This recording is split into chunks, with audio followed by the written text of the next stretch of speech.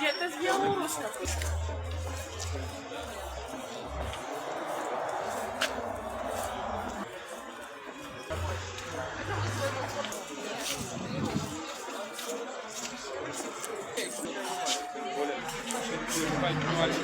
Здесь так сидеть, мы так выходила, где я родилась в Пристройке.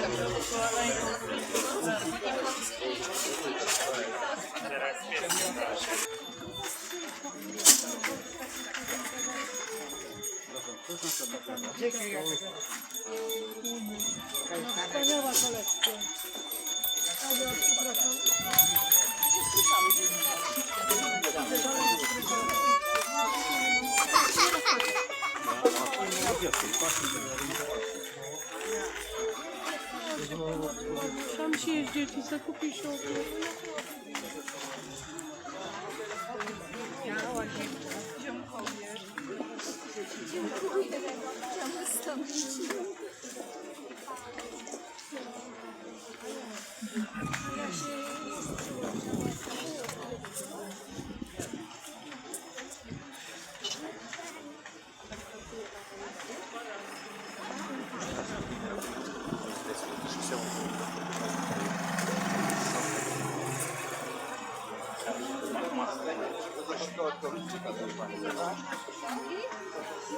Czy rzucałeś już pieniążki?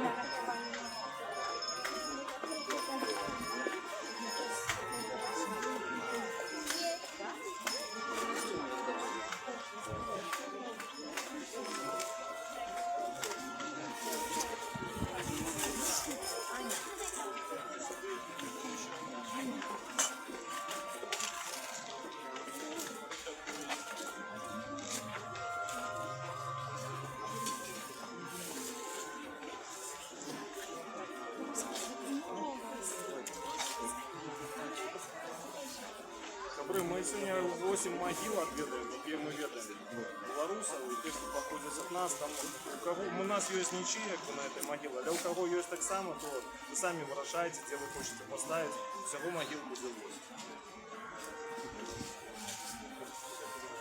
Ну, как хочешь, Жейка, руку скинете,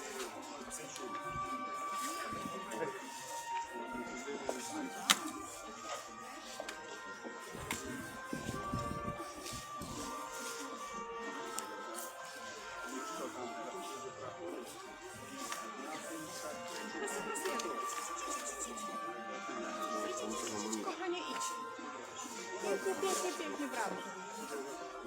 руки маснеют,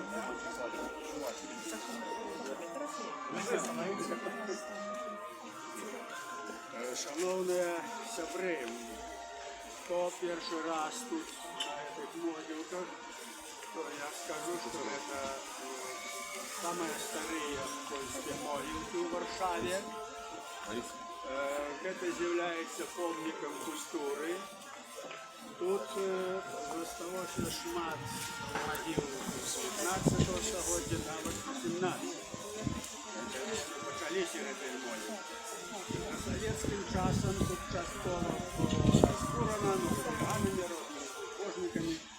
Але в цілому могилки залишилися. І те, що було розбурено, реставрували. Зараз ось так само, побачили, збирають різні тротки, а врятувати ці могилки, реставрувати. Поляки вельми терпіво ставляться за своїми минувшими, і особливо, що зв'язано з мартирологами.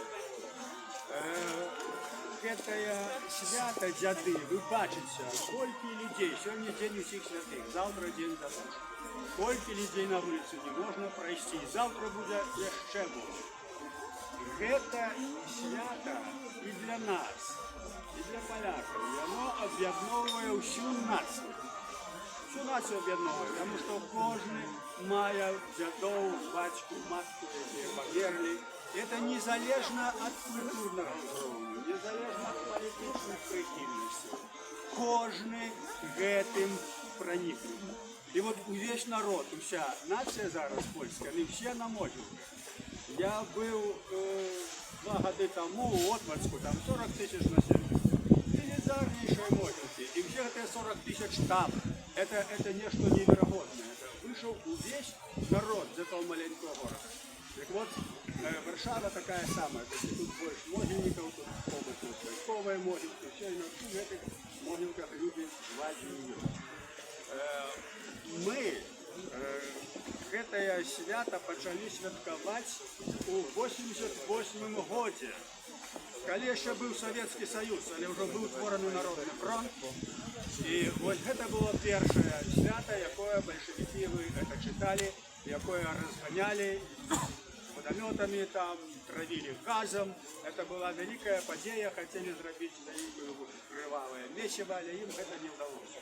Про гэта не буду успамінаць, але толькі скажу, што яны адчувалі, наколькі важна для нацыі такое свята. Яно яднае ўсіх. І мы павінны гэта ведаць. У нас ёсць па ўсёй Беларусі шмат такіх некропаляў, якія яднаюць наш мартыралом. І перш за ўсё гэта Курапат, дзе расстраляна і пахавана, ну не пахавана, а проста кінута ў яму. Чвэрць мільёна людзей. Это 250 тысяч. Сегодня мы там отмечаем дзяды, будзе рэквіем. И, як заўсёды, збярэцца 1000-2, это у нас стандартова. И там я написал свой выступ, и где сказал, что вельми важно память про наших предков, якія забитые невинно.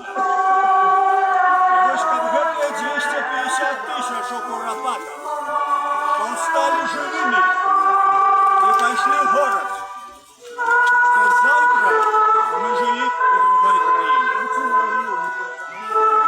Символика зразумелая. У нас повинно быть так, как у Польши, где весь народ на улицах, весь народ на море. И так будет. И так будет. Только это вымогает час. И теперь про Поволжский. Я буду рассказывать, хоть это душа почалася, але вы меня чуете, сподіваюся. Мы находимся каля рабовца Станислава Манюшка. Станислав Манюшка – это найвялікшы чалавек у нашей музыцы. Он народился у маёнтку Убель под Минском. И первую музычную адукацию атрымаў у Мінску у школе музычной Доминика Степановича. Было двух братов Степановичев. Один из них трымаў гэтую музычную школу, другі займаўся выдавецтвам. Первую адукацию атрымаў у Мінску, потым у Берлине. И вось калі ён вярнуўся у Мінск, ён стала заняўся музыкай. А потым пераехаў у Вільню і з 1840 года по 58 ён працаваў арганістам у касцёле Святого Яна. У гэты час ён пісаў музыку, пісаў оперы, пісаў імшу, пісаў песні, заснаваныя на беларускім фальклоры. Ён напісаў звыш 300 песен на тэмы Яна Чачота. Нагадаю, Ян Чачот – гэта сябра Адама Міцкевіча, які пісаў па-беларуску вершы, які збіраў беларускі фальклор, выпусціў кніжкі, зборы, і ён, Чачот, зрабіў найбольшае ўражанне на Адама Міцкевіча. Міцкевіч лічыў Чачота сваім настаўнікам. Манюшка на словы, на тое, што сабраў Чачота, пісаў свае песні. Вот ён пісаў оперы, пісаў іншыя музычныя творы, але у беларускую культуру ён увайшоў напісаннем беларускіх опер і супрацоўніцтвам з Дуніним Марцінкевічем. І яны сябравалі, яны былі в Менску, і Дунін Марцінкевіч, ён меў дом свой у Менску, і Шыракомля. І вось у 1841 годзе, гэта ўжо тады, калі была забаронена беларуская мова, вы ведаеце, рускі сенат у 40-м годзе прыняў рашэнне аб забароне слова Беларусі, мовы, і вось тады напісаў Манюшка музыку да рэкруцкага набора. Рэкруцкі набор – гэта п'еса, напісаная Дуніным Марцінкевічем. І гэтая пастаноўка адбылася. Дунін Марцінкевіч прывозіў зборы, збор у Люцінцы, і гэта пастаноўка адбылася без эксцэсаў. А вось пазней, калі Манюшка напісаў музыку да ідыліі, селянка называлася Марцінкевіч, вось тады ўзнік вялікі канфлікт у Менску. Таму што гэта ўся опера, уся эта пьеса была написана по-белорусски. Марцінкевич привез великий селянский хор з Лютинки, это его маёнтка. Помогал так само композитор Крыжановский. И у городским театре намечена была премьера этой оперы у 1852 году. Но была выпущена афиша. Было прописано. И в прошлый день, когда афиша была развешена, российские улады заборонили этот спектакль. Разумеется, что когда спектакль заборонен, и однольковые, что тогда были, что теперь, они однольковые, будут репрессии. И тем не меньше, не глядячи на это, и Манюшка, и Марцінкевич, и Крыжановский, и все акторы пошли на то, что насуперек рашению улады поставили этот спектакль. И вот отбылся в городским театре и у истории белорусского театра. Это важная подея, потому что фактично это початок профессийной белорусской оперы, профессийного белорусского музычного театра.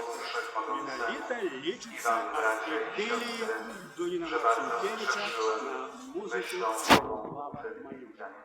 Репрессии были, але нікога не посадили. Все ж таки, это были вельми вядомые люди. И были некие еще певные правила. Кроме того, тогда у цих умовах люди были повязаны с певным знайомством. Скажем, чули вы про такого Чапского? Чапский был белорусский шляхтиц походження, але он был керівником города, он зробив вельми шмат для Менська.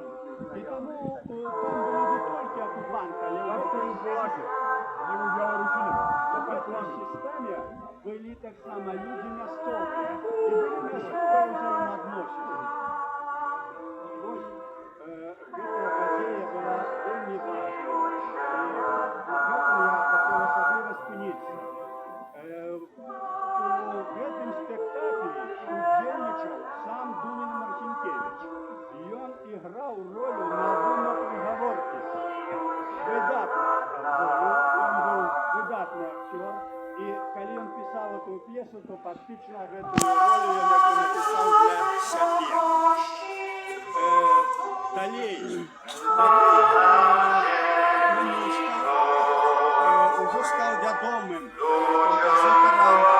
Он уже написал шерох опер, всех он написал 20 опер. Вядомая опера «Танька», «Страшный двор», это классика. И лишь тогда его запросили на шоу. И Манюшка, апошние 14 годов, был у Варшаве головным дирижером Варшавской оперы. И лечится, что он заклал основы для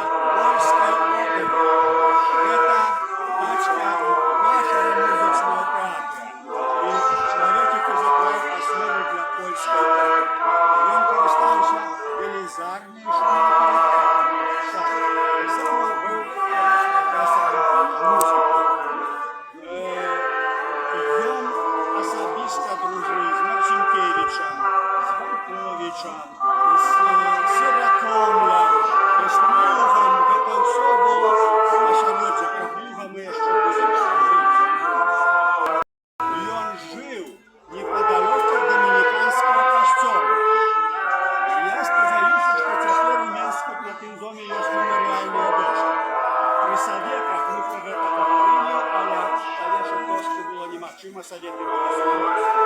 Так от, який був чоловік Манюшка. Він вставав рано, в 5 годин. І першим чином не пив каву, а йшов в домініканський костюм і молився. А вже потім приходив, пив каву і займався учебой. Такая особа християнского штата, християнских традиций, вельми отказная за себе. І я так не випадково зараз вам розказую, бо позднее ми будемо говорити про других музикантів.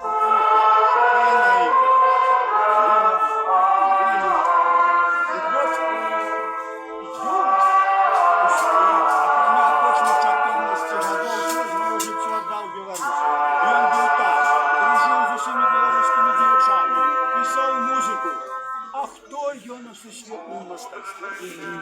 Великий польський композитор. Чому так здарилося? Тому що в мистецтві велике значення має система мистецтвознавства. У нас не було кому його промивати, не було кому про його писати, хвалити білоруських інтелігентів. І таким чином, цей чоловік, який увесь був у білоруському фольклорі, у білоруській музиці, це у всіх про це говорить, але він лічиться, поляки так лічать. Тепер це вже, во всяком разе, у нашій музикальності так не говориться, це вже білоруський, польський композитор. Але натурально його основна творчість, його культурне походження, етнічне, воно все корнями в Білорусі. І більше життя і творчості він там прожив. Це великий білоруський композитор, його музика білоруська. Ось гэты тезис, про який я вам розказав, я буду ще повторати, коли ми будемо ще говорити про других діячів, які тут поховані. Тому що тут є основоположники білоруської фотографії.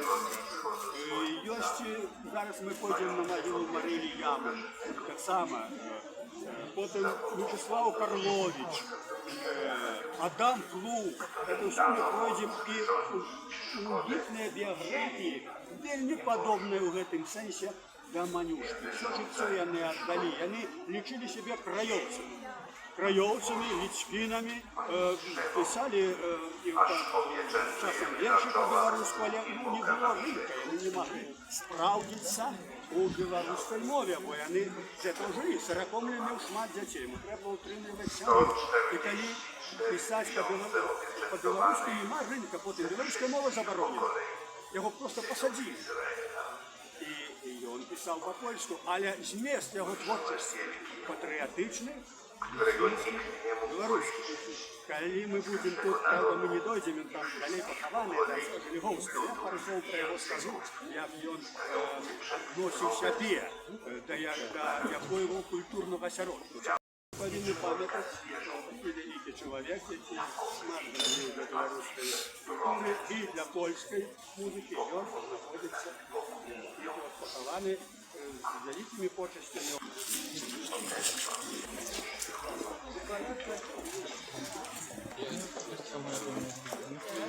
Высокие они, проблемы,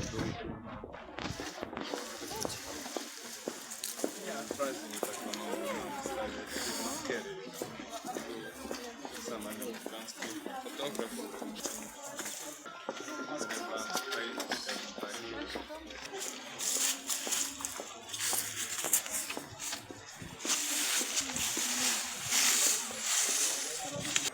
Мария, это была нароженная, зарученная, это вельми моцная особа, про якую раньше ничего не ведали, особливо при советах. Вы читали эти верш Маришка Черноброва, «Внучка моя», «Где ж поделась твоя, доля твоя». И наши литературознавцы писали, что Калиновский под этим имел на увазе Беларусь, что Маришка это была символ Беларуси. Все не правило ничего подобного, просто тогда это не ведали. Теперь мы уже ведаем, что Маришка это была гэтая яма. Адбылося так. Каліноўскі вучыўся на юрыдычным факультэце Чайковскага універсітэта. Там была цэлая група студэнтаў з Беларусі, з Вінніччыны. І асабліва здружыўся Юзефам Ямантам. Студэнт Юзеф Ямант. Ён потым трошки пісаў пра Каліноўскую, ён зрабіў вялікае ўражанне на Юзефа, і Юзеф быў яго найлепшым сябрам. І вось калі Каліноўскі закончыў навуку, а ён быў старэйшы на 3 гады за Юзефа, ён вырашыў ехаць на Беларусь і рыхтаваць паўстанне. Юзеф гэта ведаў. І Юзеф кінуў універсітэт і паехаў вслед за Каліноўскім, каб гэтае паўстанне дапамагаць арыштаваць і каб змагацца за волю і свабоду. Гэта факты сухія, але удумайцеся ў саму сутнасць людскіх дачыненняў. Не галоўнае было нават там закончыць вучобу, галоўнае было свабода. І чалавек ехаў. Калі Касусь прыехаў у Вільню, яшчэ нічога не было. Это 1861 год. Яшчэ не было практычна ніякой арганізацыі, толькі павязанні сярод студэнтаў, сярод знаёмых. Трэба было ўсё гэта скампанаваць, стварыць адпаведную праграму, структуры і пачаць перастрою. Не было дзе спыніцца. І Юзеф прапанаваў были богатыми людьми. Батька Юзефа и Марии был надворным советником. Это довольно высокий чин. У Российской империи они имели свой дом. И в этом доме жили Яманты, муж и жонка, и 8 их детей. 4 хлопцы и 4 девчонки. И ось Юзеф был самый старейший, 40 года, а Мария была 42 года, она всех за Юзефа.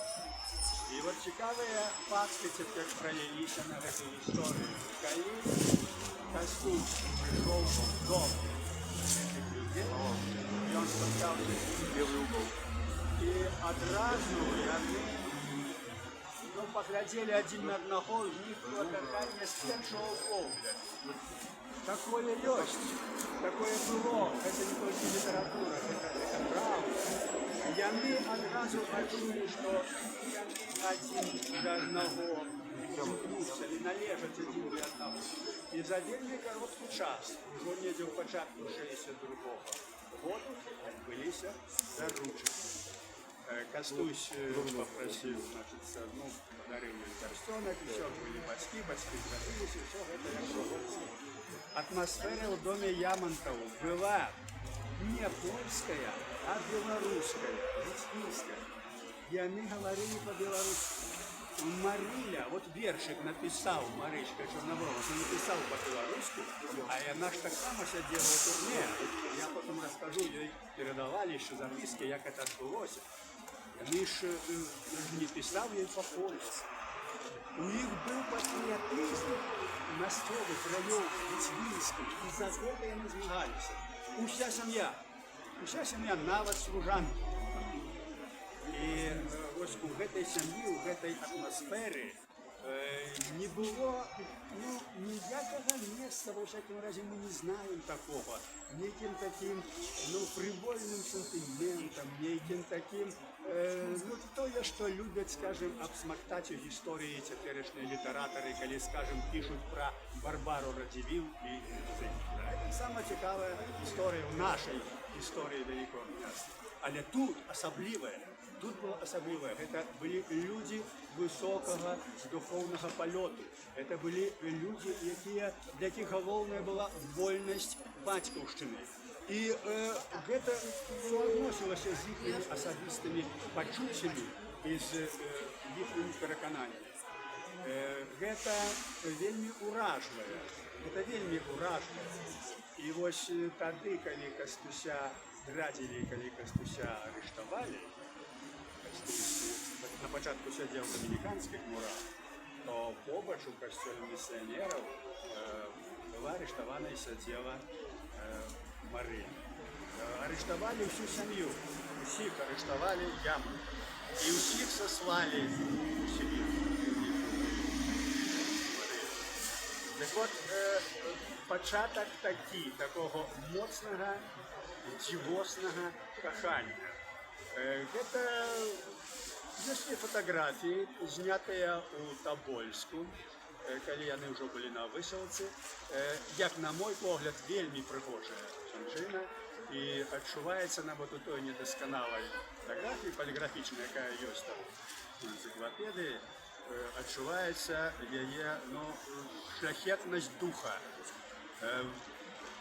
Ведаеце, гэта даецца з выхаваннем, гэта даецца ад прыроды, гэта даецца генетычна, бо раб, нявольнік, ён не можа быць свабодным, не можа ён недзе здрадзіць сябе, а яны ад прыроды былі вольныя людзі, яны мелі годнасць, яны не маглі хлусіць. Гэта першае правіла шляхціцтва. Не можна, бо раз ты сказаў, так павінна быць. Ёсць абавязкі перад чалавекам, перад бацькаўшчынай. Гэта былі людзі таго узроўню. І вось Кастусь увесь час, вы ведаеце ўжо з гісторыі, ён ездзіў па ўсёй Вільнюшыне, па Гарадзеншчыне, займаўся арганізацыяй структур. І потым, калі ўжо паўстанне было разгромлена, і калі Кастуся здрадзілі, і калі яго арыштавалі, вось тады літаратары і гісторыкі задумваліся, а як жа вось гэты верш і гэты з-пад шыбеніцы трапіў на волю. Нічога ж немагчыма было перадаць. І вот, оказывается, была вельмі цікавая гісторыя. Была такая родная Ядвіга, якая была шляхцянка ашмянская, і яна валодала асаблівым талентам дачынення з людзьмі. У ёй былі выдатнае выхаванне, хорошыя манеры. Яна магла з усімі людзьмі знайсці агульную мову, магла пераканаць, магла ўгаварыць. І вось гэтая Ядвіга, яна здолела дамагчыся спаткання з Кастусём Каліноўскім у камеры. Ёй дазволілі дзівосным чынам. І менавіта гэтая, это было не один раз, менавіта гэтая Ядвіга вынесла гэты лісточак, напісаны на маленечкім шматочку паперы. Вы ведаеце з гісторыі. Ліст з-пад шыбеніцы. І гэты вершык таксама. Даследчыкі мяркуюць, што магчыма, гэтая Ядвіга перадавала нават пісьмы ў суседні кляштар, дзе была Марыля. Магчыма, нават і такое. Гэта пакуль не доказана, але цалкам верагодна, што Марыя могла читать гэты верш, які прысвяціў Кастусь.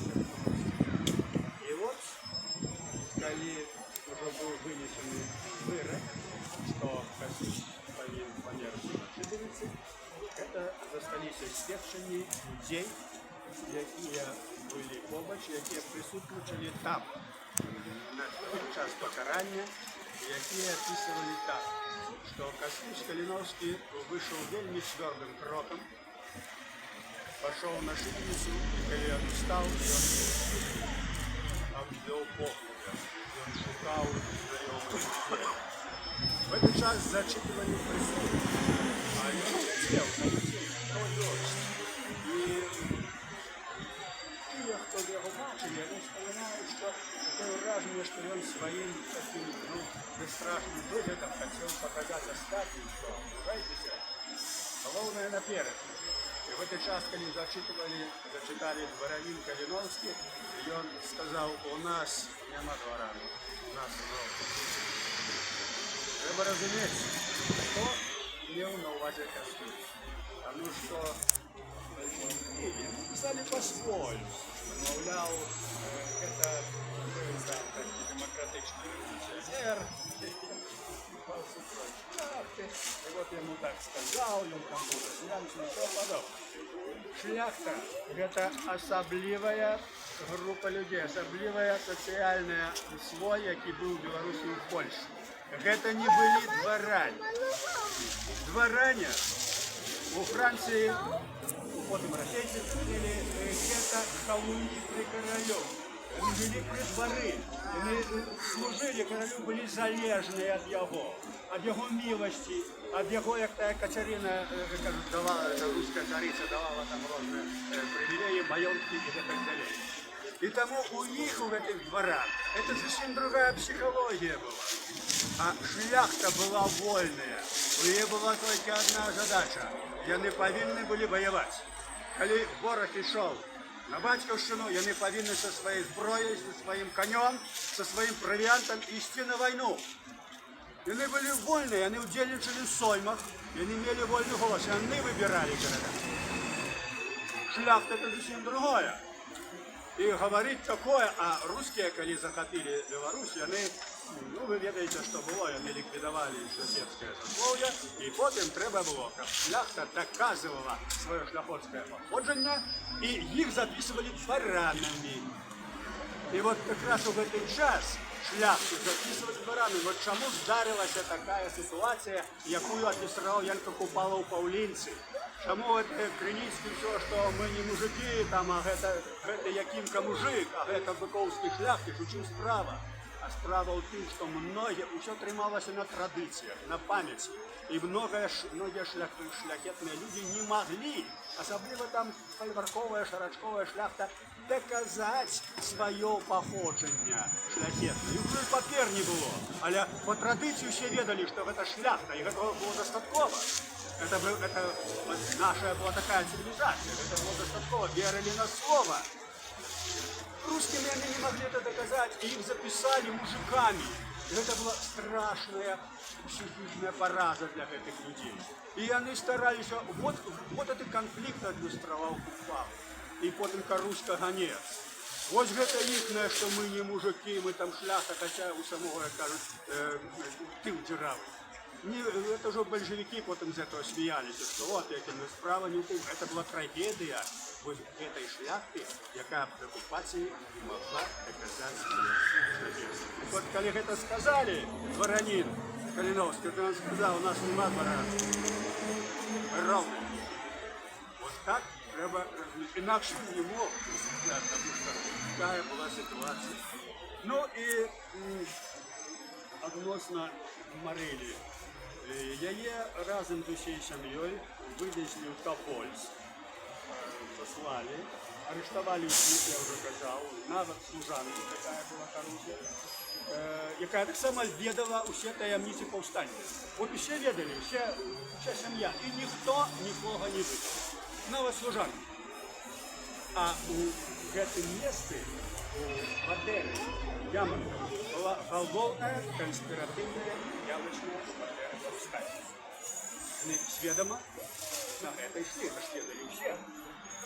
Но уже наколькі это была моцная сям'я, и наколькі яны былі высокого такого шляхетнага духа. Марыля 10 годов трымала жалоб и не выходила замуж. В 1974 году она вернулась и уже не могла быть в Вильне, она выехала в Варшаву. И только уже позднее, когда уже в старом возрасте, и она вышла замуж за Дмаховского. И вот тут Мария Ямонтова Дмаховская. Дмаховский так само был повстанцем. Вот, 763 года, так само был ссыльцем, вот, и его будучи замужем в 1908 году, она померла и похована тут. Кастусь Калиновский написал этот верш про Марилю. И концовка его такая, что А коли меня вспомнишь, тихо помолися, тады с тобой свету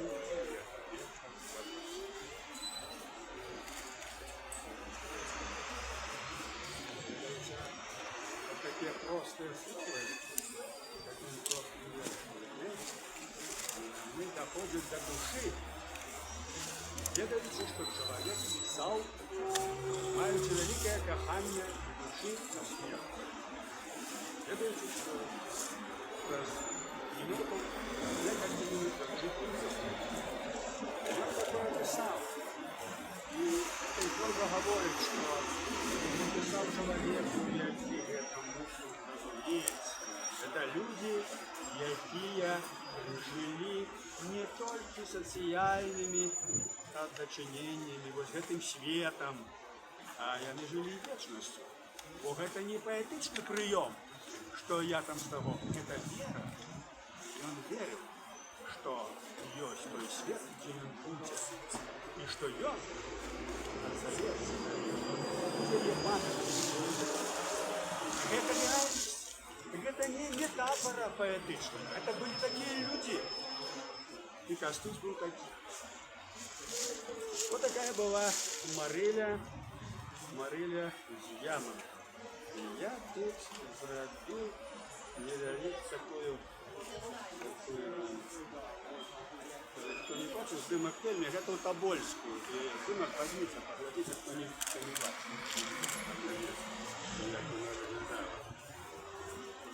І яшчэ на заканчэнне на гэтую тему я скажу некалькі таких цікавых звестак, якія я уже не раз говорил, але яны чамусьці не трапляюць ні в суд, ні в эфир. Цікаво. Значит, в конце 70-х годов мой сябра Михась Чернявский, вядомый археолог, кажа мне, что, слухай, у плябані есть недзе старые моденькі католицкие. Там это по дороге на Молодечку, по электричеству. Там справа стоял костел, такие разбиты, разбурны, теперь его быстро реставровали уже.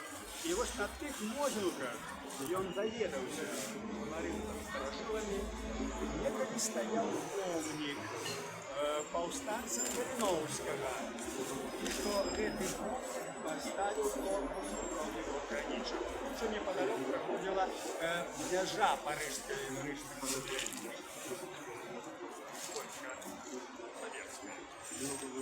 И мы поехали с ним шукать. Нашли это элементарно, мы археологи. Ну, археолог ведает, где что растет, где что было, это элементарно. И мы нашли эти моденьки, они были абсолютно заросшие. Там рыжи, крапива у 2 метра, там всякая дичь. Мы полдня шукали. И мы нашли оскобалок с черного лабрадорильца. Его большевики разбили, диплом. Крыжа уже не было ничего. А нашли оскобалок якраз цоколь. И там все прозвища повстанцев, які были хованы. Першим стоял Юльян Бакшанский. Юльян Бакшанский – это керівник отдела целого повстанства на Меншине. Про его написано, там мальчик про его писал. И, оказывается, он похован там его могила. И среди 4 повстанцев я еще запомнил прозвище Яма. И, здається, было написано Людвиг Яна, 15 годов. Махчима, это треба доведаться, якие же были еще прозвища в этой великой. Может быть, это был молодой брат. А может быть, Яна это название. Все в этом у меня есть именство, а это не досягнуто. Потому я говорю только по памяти. Вот мы нашли это был конец 70-х годов. Подумали, а что же робить? Это был самый разгул темрошальства, махеровского. Открывали белорусские школы. Говорили, что Белоруссия первая придет к коммунизму. Первая освоила русский язык и так далее. Это было без конца. И вот что робить? Требовало это отзначить. И мы решили, что треба робить. Местечку Осташине, он там не умаленный, Гэта старажытны шляхецкі род булгакоў. І ад самого пачатку, ад нараджэння, ён быў вельмі патрыятычны да сваёй зямлі.